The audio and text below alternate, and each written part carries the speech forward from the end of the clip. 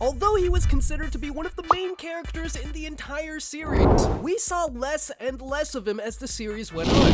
However, his technique lives on because you might be surprised that he was the only Zenin who inherited their strongest innate cursed technique, the Ten Shadows technique, where one of its previous users died in a stalemate during a battle to the death against Gojo's ancestor, who had the 6 eyes and limitless. It might not look like it, but it is insanely overpowered, and that's why we're going to be explaining all of the Shikigami in the Ten Shadows technique. So, spoilers ahead! There was a total of 10 Shikigami, and if you can't remember, you're going to be surprised that we already saw a Shikigami from this technique in episode 1 of Jujutsu Kaisen. They were called the Divine Dogs, which were composed of twin wolves colored white and black, and they're the first Shikigami the user of the Ten Shadows technique will receive. These two were capable of not only fighting and even eating cursed spirits, but could also track them using their noses. What's even more interesting about these dogs is that Megumi could communicate with them, as when they detect curses, allies, or even other curse users, they can easily notify Megumi of the location. They can be summoned when Megumi forms a shadow puppet resembling a dog's head with his hands, and the user has the option to summon both or only one of the twins. If you look closer at their forehead, there are actually 3 dots that resemble 2 symbols: the jewel of turning back on the road and the jewel of plenty. These all come from the 10 sacred treasures, and all of Megumi's Shikigami are more related to that concept than people might have initially thought. Anyway, we all know the White Wolf was killed by a cursed spirit that ate one of Sukuna's fingers during their mission at the Aishu Juvenile Detention Center. But, as we found out, there was another technique that Megumi used to make up for losing it. It's called Divine Dog, Totality, and the powers and strength of the white dog was passed on to its twin, and it became so strong that it damaged a special grade cursed spirit like Hanami. In fact, if not for the last 2 on this list, Divine Dog Totality might just have been Megumi's strongest Shikigami in terms of pure offense. However, if you want something that offers more of a support role, then take a look at the next Shikigami, Nue. It's called Nue, and in order for Megumi or even Sukuna to summon it, the user must clap their hands and form it into the shape of wings. This is perhaps one of the most versatile Shikigami that the Ten Shadows technique has, because not only can it fly, but it can also electrically shock the user's target using its wings. During the Calling games, it proved to be an essential asset because of how it essentially just dives bombs and shocks Megumi's enemies. Just imagine a bird that looks like a homeless old man with a mask flying straight towards you. Now, this is where things start to become interesting. You see, as mentioned before, there are going to be spoilers, and in the manga, Sukuna managed to take over Megumi's body, where Nue evolved into a beast. It was so massive that its wings could cover entire city blocks, and the only way it could land was by perching atop a skyscraper. Its face became even creepier, and it had 2 arms and a tail. Although we haven't seen this version of Nue in action for a long time, this isn't its final form, as Sukuna had another trick up his sleeve. When Sukuna fought Gojo, there was another Shikigami apart from Mahoraga who was helping him. This was in fact the Totality version of Nue called Merged Beast Agito, and much like the Divine Dogs, it inherited the powers of 3 other Shikigami that we will be talking about later. What makes it so overpowered is the fact that Merged Beast Agito could not only use reverse curse technique, but also had the abilities of the 3 other Shikigami that were embedded into it, including Nue's ability to produce electricity. Think of it as a giant, muscular, and freaky Pikachu. Agito was able to fight on par with Gojo and even managed to survive against the overpowered white-haired killing machine for a long period of time. And it's one of the 2 Shikigami that became the reason why Divine Dog Totality is not the strongest offensive Shikigami. Toad. While we are on the topic of talking about Agito, potentially the second strongest Shikigami in the Ten Shadows technique's arsenal, let's talk about a relatively weak Shikigami. This Shikigami is, of course, called Toad. But what's interesting is that it doesn't even look like a toad. It's more of a frog. Yet, even though it looks normal, it's the same size as a human, and at its stomach, you can find a symbol that looks like the mirror of the deep of the 10 sacred treasures. Megumi can summon the Shikigami by forming a shadow puppet resembling a toad with his hands. This is a pure support type Shikigami and is pretty weak relatively speaking. The only usage it has is that its tongue is good for trapping or pulling enemies, or is a good escape measure when it pulls the user out of harm's way.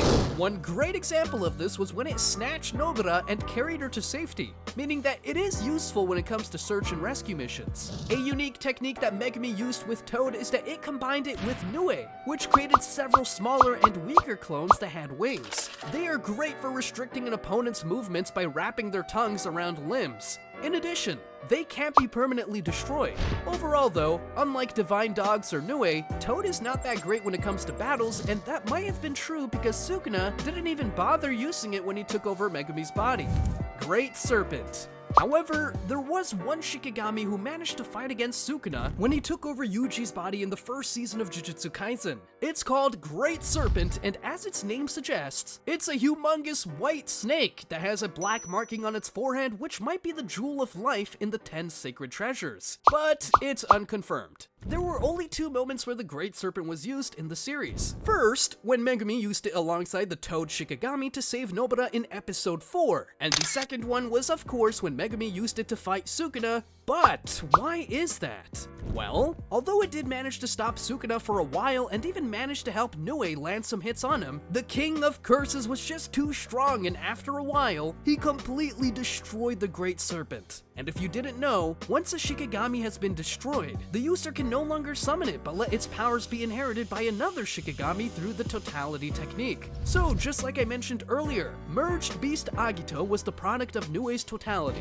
Another thing to look at is that the tail that the gigantic Nue had when it was first summoned by Sukuna might have been from Great Serpent, which would explain why Nue looked so different.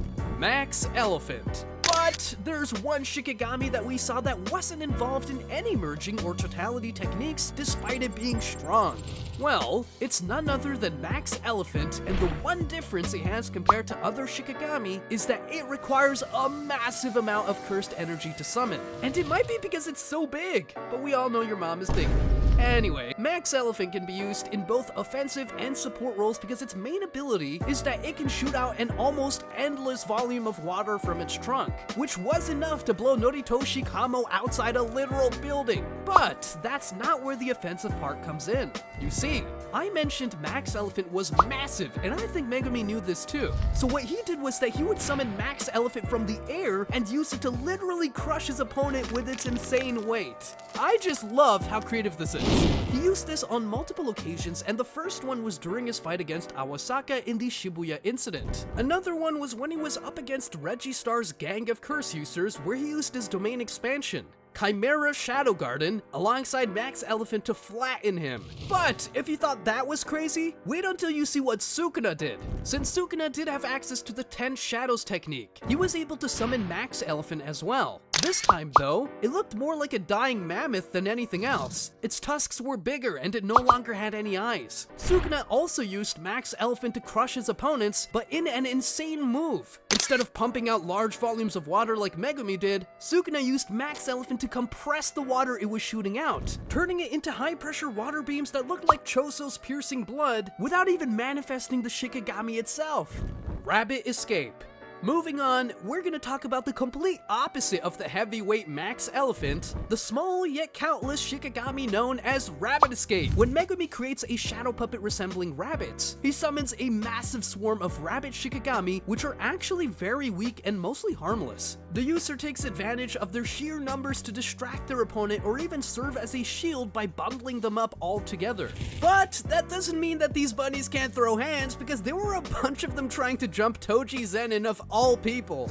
Unlike the other Shikigami though, Rabbit Escape cannot be permanently destroyed, but if the rabbit with the symbol that looks like the cloths of various things from the 10 sacred treasures is eliminated, then the other rabbits unmanifest as well. Despite its limitations, Rabbit Escape is still a pretty useful Shikigami if you have enough IQ to use it properly. Megumi uses Rabbit Escape to create distance in a fight, or even to serve as fodder so he can analyze his opponent's technique. It's just a bit sad that we didn't get to see Sukuna use Rabbit Escape, because I would have loved to see a more monstrous version of them, which hopefully could be more dangerous than their original forms.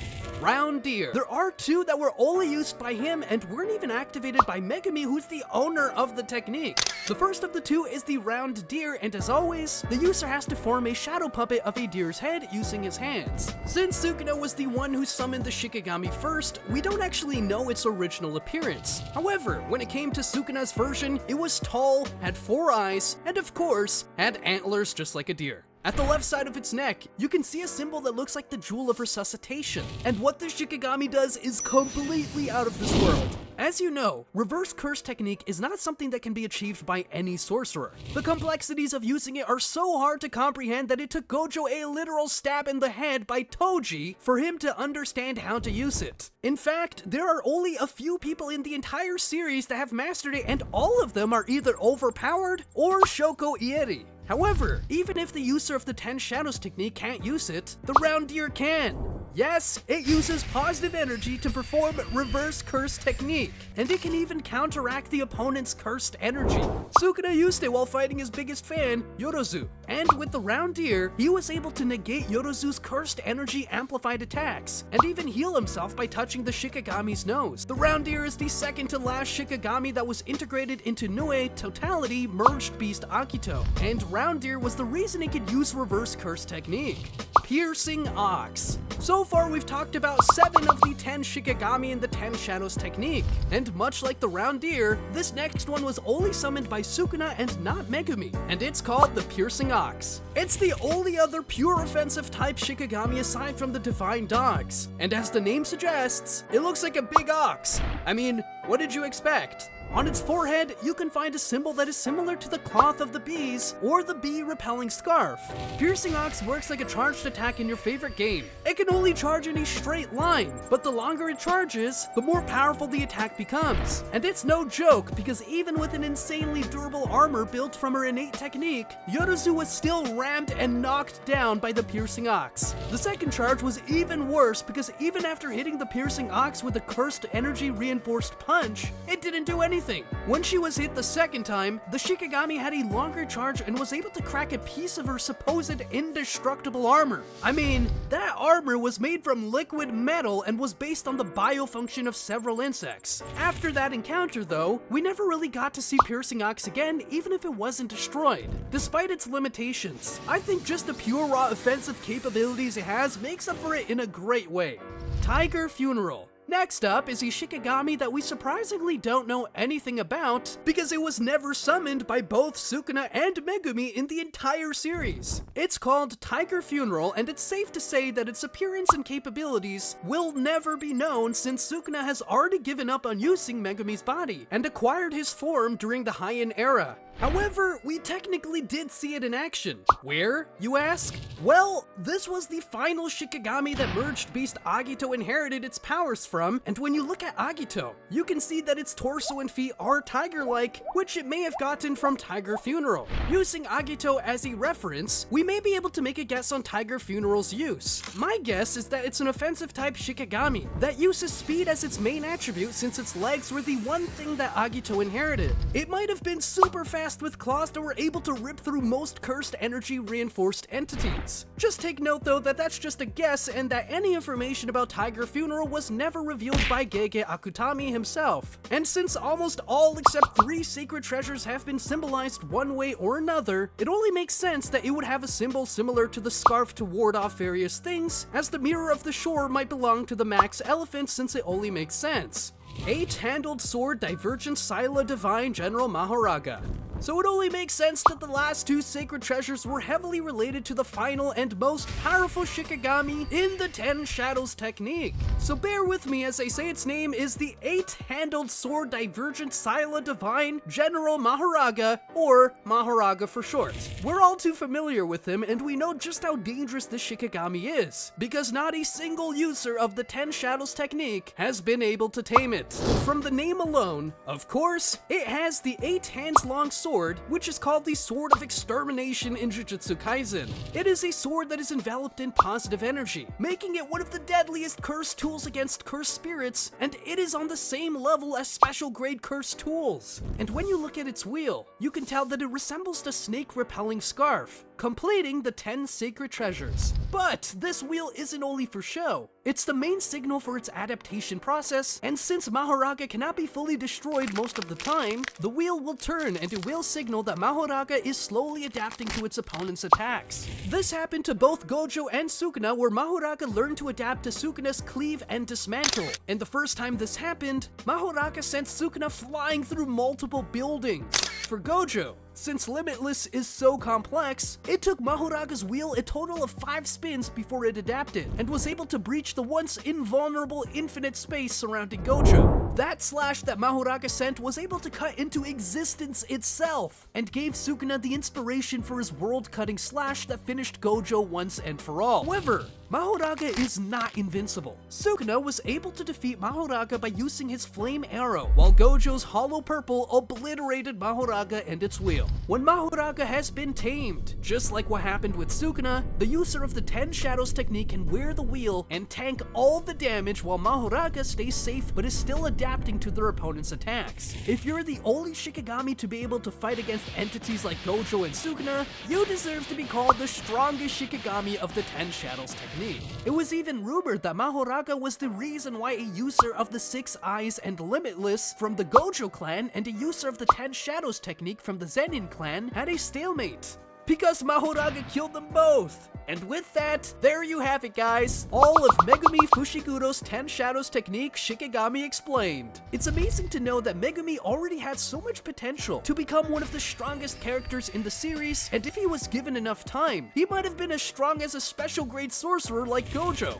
Speaking of Gojo, have you ever wondered just how all of his abilities work and what his strongest power was? Check this video out where I rank and explain all of Gojo's powers with names. See you there!